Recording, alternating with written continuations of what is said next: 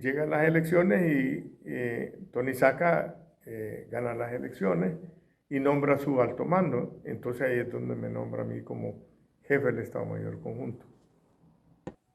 Bueno, luego de estar como comandante de la Segunda Brigada de Infantería en Santana, me nombran jefe de Estado Mayor. Es ahí en donde empiezo a vislumbrar qué hacer en la planificación estratégica con el ejército, con la Fuerza Armada. Recuerdo que en Sudamérica, y leía pues de que ya estaban participando en misiones de paz. Entonces ellos estaban preparando, incluso aquí Guatemala nos lleva la ventaja, allá Argentina, Chile, Bolivia, Brasil estaban participando ya en operaciones de mantenimiento de paz a nivel mundial y nosotros no. Y nosotros dimos un ejemplo de cómo terminar una guerra en paz, o sea, con los acuerdos de paz. Y habíamos demostrado profesionalismo porque nosotros cumplimos a cabalidad los acuerdos de paz. Los cumplimos, 100%. Y de eso la ONU, pues, da fe. Bueno, los acuerdos de paz eran para el FMLN y para nosotros la Fuerza Armada y el gobierno. Claro, nacen instituciones como la Fiscalía, la PNC y todo, pero dentro de todo esto, la Fuerza Armada es la que mejor cumplió a cabalidad, letra por letra, los acuerdos de paz. Nosotros cumplimos 100% y nos ganamos el reconocimiento de la ONU. Por lo tanto, había que aprovechar ese reconocimiento del profesionalismo nuestro y había que incorporar a nuestra institución en las misiones de paz. Por eso yo propuse al ministro de Defensa la creación de una escuela de misiones de paz. Y se creó en letras, lo cual vino a darle vida 3 años después. Yo ya no estaba en la jefatura del Estado Mayor. Actualmente hay muchos oficiales desempeñándose a nivel mundial en misiones de paz. Para el 2003, ya prácticamente a finales del periodo presidencial de Francisco Flores, ya se estaba dando la invasión, no invasión, sino que la recuperación del territorio iraquí y buscar a Saddam Hussein por parte de las tropas norteamericanas. Pero ellos requerían de tropas aliadas que fueran a ayudar para la reconstrucción de Irak. Entonces vuelven los ojos sobre todos los países de Latinoamérica, las Fuerzas Armadas de Latinoamérica. Estados Unidos pide a los países el apoyo a través de la ONU, y hay una resolución 1483 de la ONU donde solicita a todos los países. De esa forma El Salvador decide enviar el primer contingente en el segundo semestre del 2003. Para esa época yo era el comandante de la Segunda Brigada de Infantería y ya en 2004 yo asciendo a general. Es cuando, después que de mi ascenso a general de brigada, paso a ser jefe de Estado Mayor Conjunto. Ya las tropas estaban en Irak y ya había que irlas a visitar. El Comando Sur de los Estados Unidos daba un viaje cada 6 meses donde asistían los miembros del alto mando, iban a visitar las tropas. Recuerdo yo que cuando estaba en la Segunda Brigada de Infantería es cuando viene el cadáver de Natividad. Bueno, ya de jefe de Estado Mayor y nos vamos de civil, porque íbamos en líneas aéreas, desde pagada por los Estados Unidos, por supuesto, vía Estados Unidos, luego Alemania, luego llegada a Kuwait. En Kuwait, ahí nos dan todos los uniformes y armamento para ya entrar a la zona de guerra, que es Irak. Recuerdo pues de que ahí estamos un par de días, hay un campamento Virginia en donde se nos da casco, fusiles y todo. Luego de eso,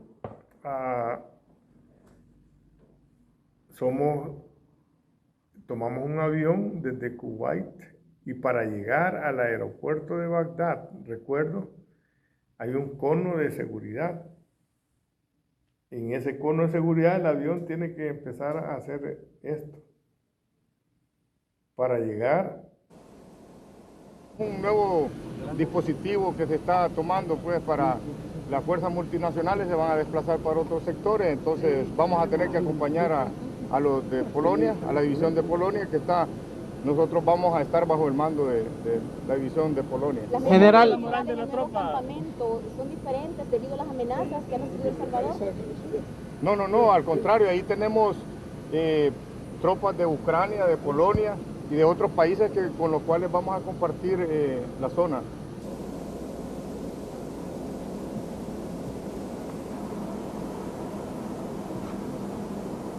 Y aterrizar en la pista del aeropuerto de Bagdad. Si se sale de ese cono, corre el riesgo el avión de ser alcanzado por un misil. Y ese cono de seguridad estaba custodiado pues, por las Fuerzas Aéreas y las Fuerzas Armadas de Estados Unidos. Una de las primeras impresiones que yo tuve, ¿verdad? Que por qué estábamos haciendo eso, y esa fue la contestación. Luego llegamos y luego nos desplazan en helicóptero. Uno viaja rasante. Recuerdo que veíamos los cables de electricidad en las torres de energía eléctrica a esta altura, a la altura aquí íbamos. Entonces los helicópteros, íbamos como 4 helicópteros, íbamos todo el contingente, hacía esto y bajaba. Entonces se sentía como que era un tobogán. Entonces eso es lo que yo recuerdo. Llegamos allá a una zona donde estaban esperando los Hammer, vehículos blindados, nos transportamos en tierra, con posibilidades de una emboscada, era zona de guerra. Logramos llegar al campamento donde estaba el batallón Cucatlán 2, recuerdo. Había pasado lo de Natividad Méndez. Entonces las tropas estaban como... Encontré y hablé con el comandante. Estaban como enconchadas, como a la defensiva, porque no quería que les pasara lo mismo. Recordad que el 4 de abril del 2004 fue una situación que marcó un antes y un después de la misión, porque como la idea era ir a ayudar a restaurar escuelas y calles y todo eso, la recuperación de Irak, más no combate, ¿verdad? Bueno, estaba clara la misión que el batallón Cucatlán llegaba pues a ayudar a la reconstrucción. En realidad fuimos asignados en un sector donde estaban los polacos y los españoles integrados dentro del esquema de organización, ¿verdad? Entonces, 12.000 kilómetros de distancia, en tierra ajena, en una misión de paz. O sea, no llegábamos de guerra, porque los que entraron fueron las tropas americanas que incursionaron y forzaron la paz, o sea, hicieron guerra. Pero habían grupos insurgentes que esos atacaban a diestra y siniestra todo militar, sea salvadoreño, extranjero, lo que sea, porque estaban invadiendo para ellos las tierras de ellos. Remanentes, ¿verdad?, de los chiitas, remanentes del ejército de la guardia de Saddam Hussein, y estábamos expuestos, pues. Por lo tanto, los primeros contingentes tenían una característica, eran de fuerzas especiales, del Comando de Fuerzas Especiales, era la mayoría. Entonces, con el tiempo, entonces se empezó a mandar médicos, enfermeros, ingenieros, de forma tal de que se viera de que estábamos reconstruyendo el país.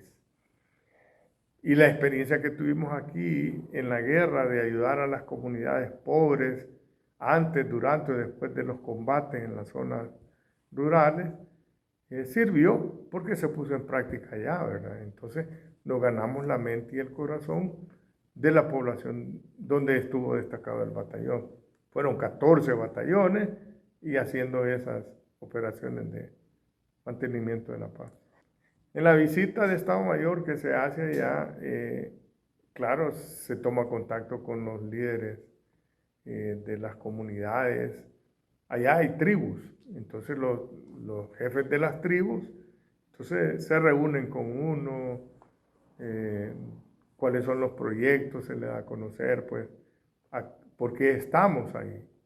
Y pedimos, pues, que ellos también colaboren con su gente, que a veces la gente de esas tribus puede ser parte de los grupos armados, que ellos pueden conciliar ante una situación de problemática.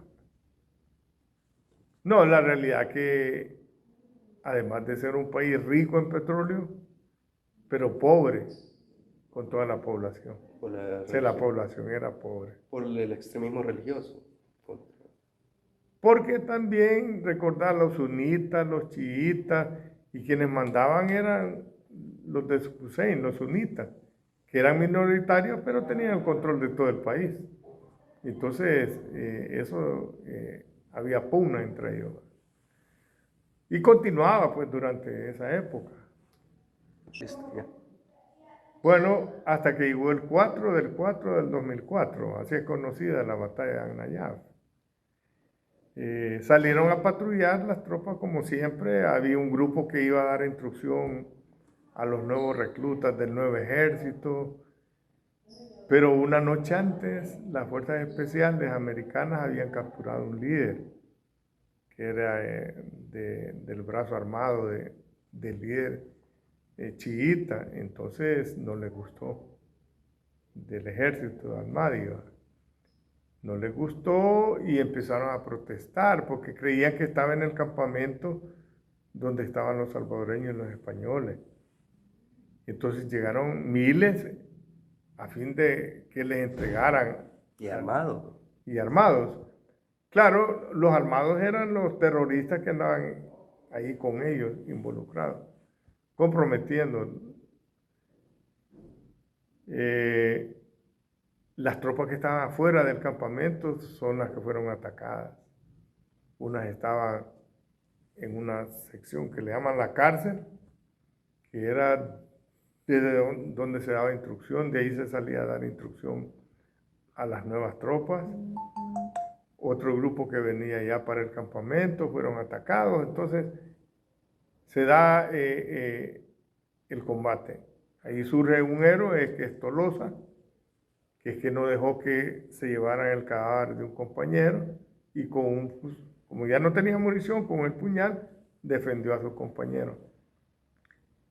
Natividad Méndez estaba en otro sector, en el sector de la cárcel, pero fue herido, desgraciadamente andaba chaleco, pero le penetró por acá, entonces murió porque no se llegó oportunamente a sacarlo, porque estaba... En Natividad Méndez consiste en que al verse herido y los otros compañeros no estaban heridos, les dijo, déjenme aquí, yo voy a estar combatiendo para que ustedes se replieguen. Y entonces él fue una tropa de sacrificio, así sirvió. El inicio de las operaciones, recuerda que fue el 3 en la tarde y parte de la noche, ¿verdad? Y hostigamientos en la noche con fusilería. Ya el 4 arreciaron porque como no les habían dado su líder, entonces se manifestaron y empezaron a combatir, ¿no? A fin de que la idea de ellos era llegarse a tomar la base militar donde estaban los salvadoreños y los españoles, ¿va? Y había que defenderse, pues. Entonces, el mando de ese momento decide qué hacer, ¿va? Las tropas españolas no salieron de inmediato con los vehículos blindados, sino que tomó tiempo para llegar al rescate de los heridos y de los muertos. Los españoles hicieron un buen trabajo en cuanto al rescate porque llegaron con los blindados. Hay unos que discuten si lo hicieron oportunamente, si lo hicieron retrasado. Recordad que para tomar una decisión de este tipo, como no se sabe qué cantidad de milicias están afuera, no se sabe si se va a encontrar con 1000, 2000 o 3000 y si van a salir y van a ser emboscados. Lo cierto es que los españoles tomaron otra ruta para llegar a donde estaban los heridos. No se fue por donde estaba la mayoría de los insurgentes. Y se logró hacer los rescates con el tiempo. Ahora, hubo un oficial que tomó la decisión por él propio que venía, que fue al rescate también de su compañero. El comandante de ese momento es el que decide si enviar o no. Parece ser de que lo pensó mucho y muchos dicen de que él no mandó las tropas oportunamente. ¿Qué tal eso? Sí, bueno, ese día se vieron involucrados todas las tropas, polacos, los contingentes no solo eran salvadoreños, habían hondureños, habían de República Dominicana, habían nicaragüenses, todos los que estaban en ese momento ahí combatieron, pues, a su manera, ¿va? Y de acuerdo a sus capacidades logísticas. Pero sí, en la mayoría ahí se vio combatiendo a salvadoreños bien involucrados en el combate, los españoles con sus vehículos blindados que llegaron al rescate. Cuando veníamos de regreso pasamos por el Estado Mayor que tienen ahí en Virginia, tuvimos contacto con unos generales y nos explicaron, pues, ahí están las pantallas donde desde ahí estaban pudiendo ver desde los satélites cómo se estaban desarrollando. Entonces dije que las tropas salvadoreñas se movían al estilo Segunda Guerra Mundial, de fuego y movimiento, para llegar al rescate de sus compañeros hasta que lo hicieron. Y así fue que pusieron en desbandada a los terroristas, a los insurgentes, lo cual pues fue novedad, noticia y todo entre todas las tropas, ¿va? Que lo lograron hacer. O sea que, claro, nosotros teníamos la experiencia de combate de 12 años de guerra y por lo tanto no era nuevo para nosotros estar en combate y volver a vivir esas emociones del combate. Entonces te revive y pone en práctica toda tu experiencia. ¿Qué fue lo que pasó? Que las tropas salvadoreñas combatieron con agallas y lo hicieron bien.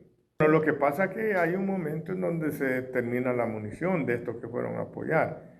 Entonces el cabo Tolosa se quedó sin munición y sus compañeros, y había un compañero herido y ya venían unos en arrastre de los insurgentes a recuperar el fusil, el equipo y si es posible llevarse el cadáver, porque ellos es como un trofeo tener un cadáver. Entonces Tolosa salió con el cuchillo a defender al compañero que estaba. Esa acción de valentía y heroísmo sonó por toda la zona de guerra, de que la acción heroica del cabo Tolosa. Entonces fue felicitado por los norteamericanos a tal grado de que ese cuchillo que él usó, entonces hubo una fábrica en Estados Unidos que creó el cuchillo que llama Tolosa en honor a él. Bueno, así pasaron 14 contingentes, movieron a Diguanía, a Nayab, entonces dejaron un buen concepto las tropas. Fuimos los últimos en salir de todos los centroamericanos y del Caribe que llegaron. Incluso los españoles se salieron antes que nosotros porque el presidente en su campaña dijo que iba a sacar las tropas de Irak.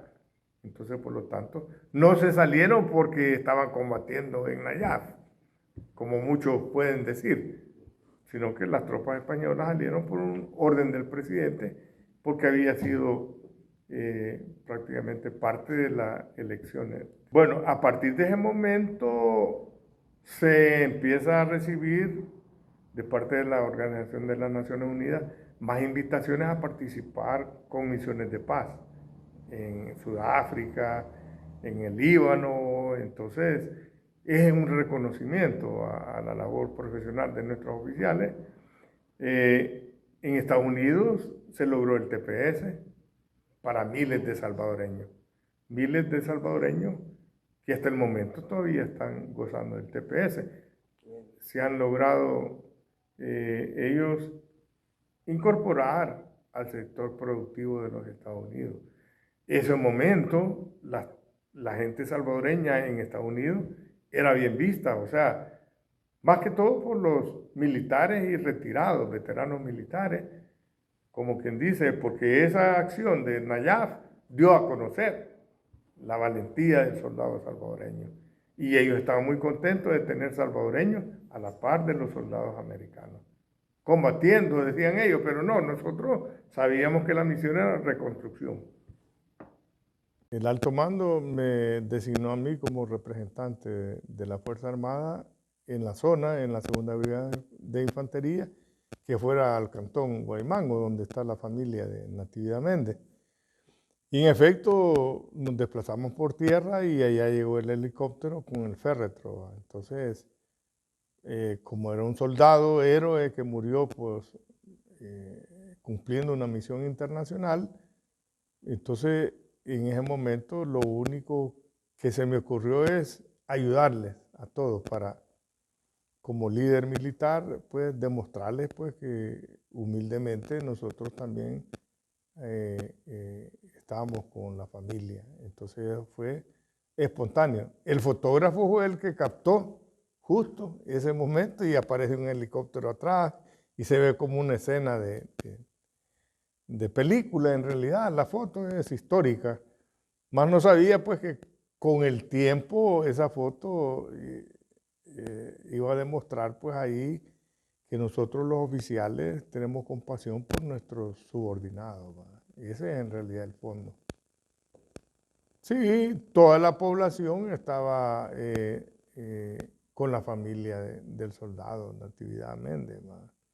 Y nosotros también, pues ahí acompañando a su familia, pues porque sabemos de que fue alguien que lo despidieron antes de irse y que estaba llegando el féretro, ¿verdad? Entonces estábamos acompañando en su dolor a toda la familia, toda la gente del cantón estaba ahí acompañando también a la familia y eso. Siempre tengo entendido de que esta gente, como sea, hay que ayudarle, ¿verdad? El gobierno, la Fuerza Armada, porque fue un héroe que murió por una causa noble y justa, que fue la reconstrucción de Irak. ¿Qué pasó? Bueno, en su momento se le dio todo el apoyo a la familia, ¿verdad? Ahora, hasta un monumento tengo entendido que se le hizo, el héroe de Guaymango, y deberá de ser así año con año, pues celebrarle, pues, no sé si se lo celebran, lo que sí tengo entendido que la familia de él es gente humilde y pobre y necesita ayuda todo el tiempo.